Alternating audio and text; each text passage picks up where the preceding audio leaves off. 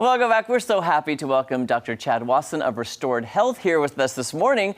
Okay, so May 29th, it was National Intestinal Health Day. Woohoo! And I know, right? That's my favorite day of the year.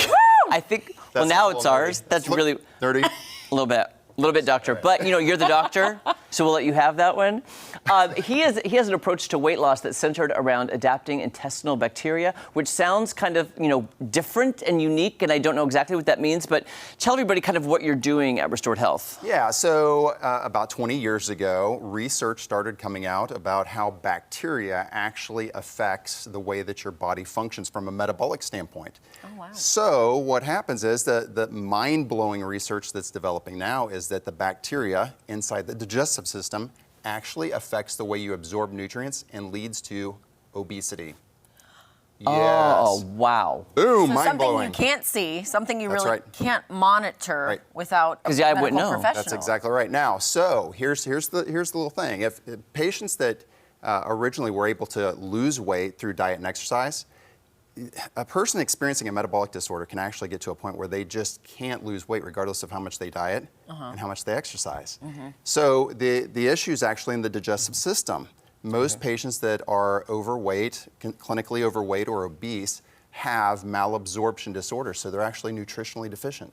Wow. Yeah. Do people credit that to like, oh, well, it's in the genes. I have the genes to be obese. I have the genes to be overweight. And that's true. There's genetic predisposition. So if you have a challenge with weight and you're genetically predisposed, your digestive system may just very well have the problems that cause you to develop this issue faster. So there is a genetic predisposition involved. Okay, so I was telling Maddie too before, I have two dear friends who've kind of been going through his, your clinic. You come up with different ways to lose weight individually. It's individually based. That's right. On every single person. So I know I have a friend who's lost 30 pounds. She looks amazing. Tell us kind of about how you decide what each individual program is. Sure, of course.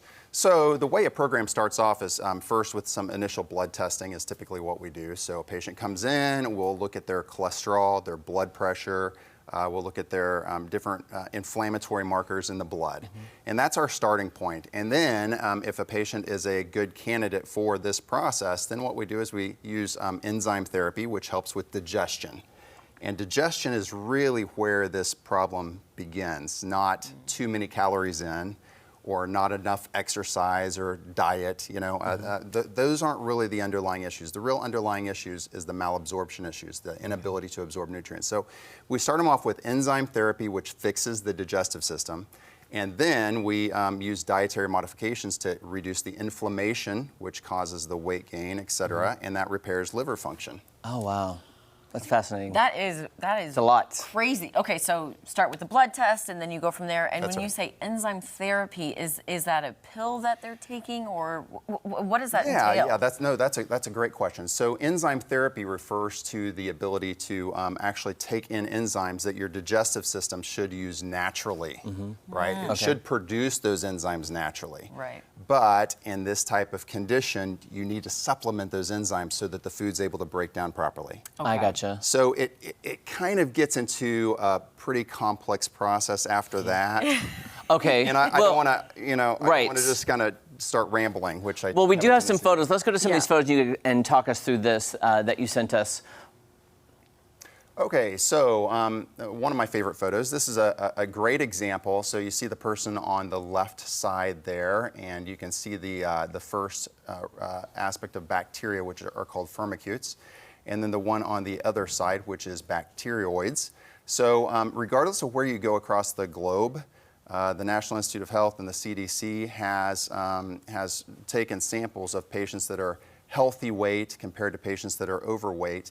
And regardless of where you go globally, you take samples of the digestive bacteria inside the digestive system of a person that's overweight and compare it to the person that's underweight, and you see two totally different types of bacteria that are there, that are the dominant bacteria. Wow. Yeah, so this isn't like, good theory.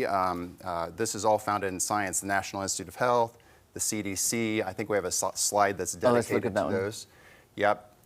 University of Virginia is actually part of the CDC and their program for the diabetes prevention program. And that's the same format that we use with patients that have weight issues, is we put them on a very similar 12-month process which not only shows you what you should be doing, but it actually takes you through the process of understanding.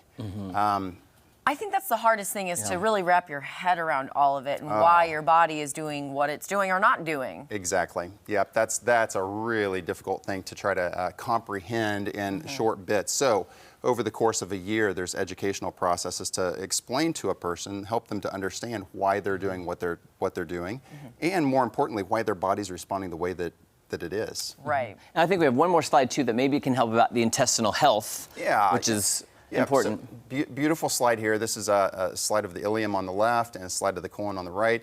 So patients that have weight, what we call it weight challenges, right? So somebody that's not able to lose weight the way that they should, they will have an inflammation or an inflamed ileum, an inflamed small intestine where you absorb your nutrients. And so by reducing that inflammation, it allows people to get good nutrition, allows their liver to function, and hence the weight loss is actually just a beneficial side effect, as well as the lowering of the blood pressure, lowering of the cholesterol, etc. So if somebody wants to find out if they're a good candidate for this or figure out what kind of bacteria they have, do you need to get in touch with you? How does it work? Get a consultation, or how does that work? Sure, yeah, that's usually the starting point is a person will call, schedule an appointment, and then what we'll do is we'll go through and do an initial consultation and find out their history, and then do blood work from there, and then after the blood work, we get them started on a program. And just very quickly, is this for somebody obese, or if somebody wants to lose 5 pounds? Yeah, so it's somebody that's typically, let's just say, over their BMI by about 20 pounds. Okay.